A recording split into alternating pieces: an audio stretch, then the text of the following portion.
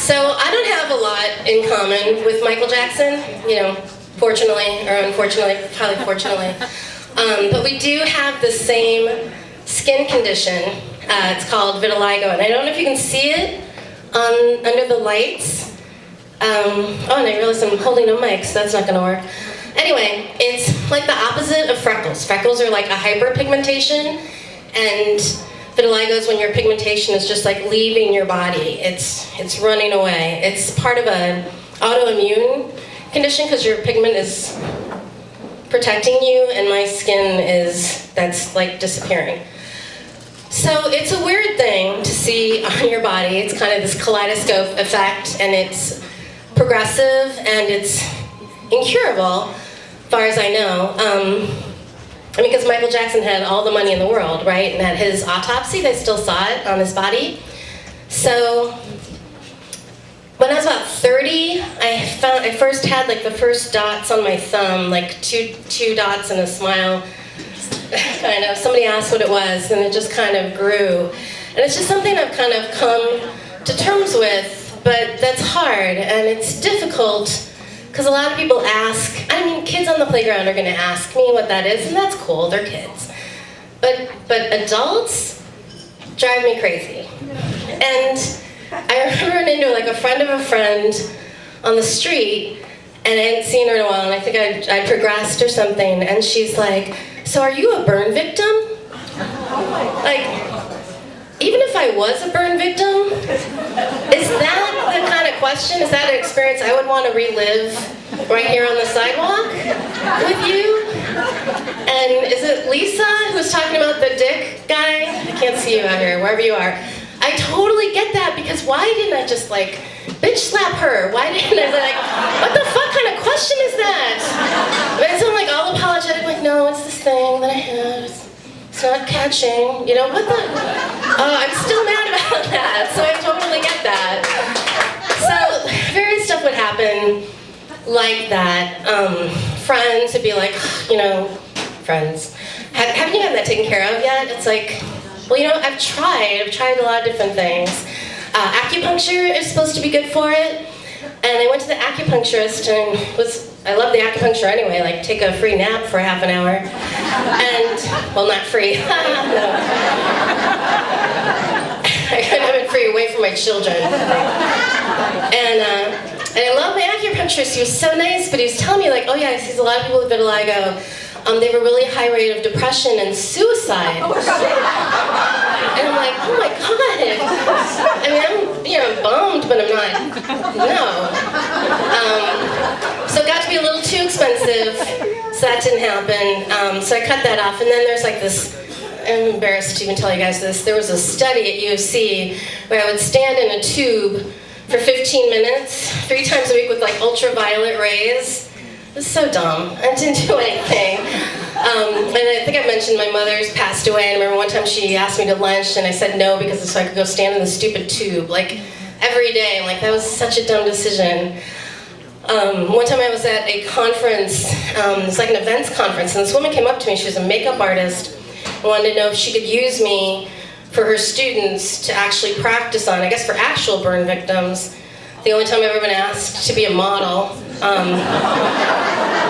So I go, and it was so weird, and I'm sitting in a chair, and they're just sponging me with makeup, and it didn't look good. It looked orangey, like on top of this, and she's introduced me in class. She's like, oh, you're so good. You're wearing long, short sleeves. I'm like, it's August. Like, what am I supposed to do?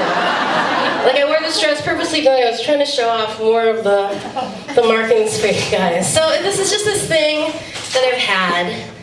And it isn't going to get any better, and I've been trying to deal with it. And then, for a while, I know it's hereditary. Like my grandfather had it, my mother had it. I never really noticed it on them, really. And then I'm like, God, maybe I shouldn't even have kids. And I was talking to my then boyfriend's sister, and we didn't even get along that well. But she's like, well, would you rather not have been born? And I'm like, well, no. So I had kids, and then part of my effort to find out a cure for this was to be like, if they got it maybe worse than me.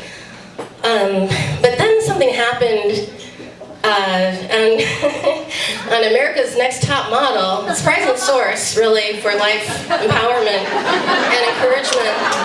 But it was a couple of seasons ago, they had a woman named Chantel Winnie, who she's actually vitiligo, she has a lot with the African American population, like Michael Jackson, and she had it, and it was like, Tyra Banks called it this, perfect, seductive, symmetry. Like she had it on her face and all the way down her body, and it was very pronounced because her regular skin was so dark. Mine is pretty fair, so sometimes in the winter, I forget I have it, and then every summer when I tan, just by going outside, so I'll get a new, I don't know if you can see this, but I have a new, it's like a quail egg on my neck right now. That was new a couple years ago, and now it's changing its shape. Now it looks like Skylab. I don't know. But she had this mating patterns all over her body, and she just owned it. She's just like, this is what makes me, me. And she rated really high in that season, and she was always badass. And now she's like a model for Diesel, and for the first time ever, I'm like, oh my God, this could be cool. This could be a good thing. This could be different, And I never ever thought about it like that. I had my cool 20-something friends, and one of them, the guy was this couple. There's it's like knowing you have brown hair. I noticed it the first time I meet you, and then I don't think about it. It's just part of you. And then his girlfriend's like, no way, man, you gotta own that. You should henna that up. You need to highlight it. You should rock that shit. And I never ever thought that she was right until I saw this model on America's Next Top Model, and she did this great essay for Cosmo. I know, we usually only read it for the sex tips. And she's like, how can I show you that there's beauty in differences? There's beauty in these flaws that we have. It's just, I write for the AV Club. I didn't really get an intro, did I? That's funny. I write for the AV. And I wrote an article about it. It was really well received because I'm it just shifted my whole perception. It was so cool. So maybe for my kids, maybe it's better for me to own that and treat them, teach them the beauty and differences than to try to cover it up or make me look like everybody else. And with this topic tonight, I was judging. First, I'm I'm still so mad at the burn victim lady that I'm so if I have to be judgy, I know nobody in this room would do this, but my God, if somebody has a skin condition or a birthmark on their cheek, or even a funny name like Patty Pats, they know, okay? Don't bring it up. They would rather talk to you about literally anything else in the world.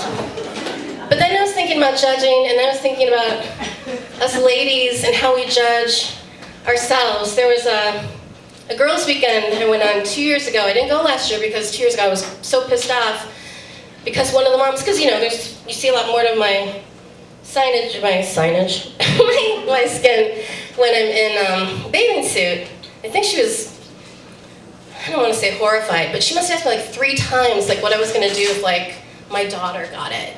And I'm I don't know, give her back? What am I supposed to do? And it was so irritating that I didn't want to go the next year. I'm not.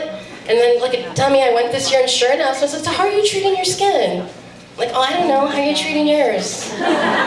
Bug spray and oil of Olay, I don't know. And then last weekend, I went on another girls' weekend with some of my wonderful Waters ladies, hotties. And I'm looking around, and they're so beautiful. I hope that doesn't freak anybody out. But it's just they're so gorgeous, and I know we all look at ourselves, and we all judge ourselves. And it's no, we're all gorgeous. And the stuff that we think may be a flaw, if I can teach my kids anything, it may turn out to be the thing that's the most valuable because it's the thing that makes us us. Thank you.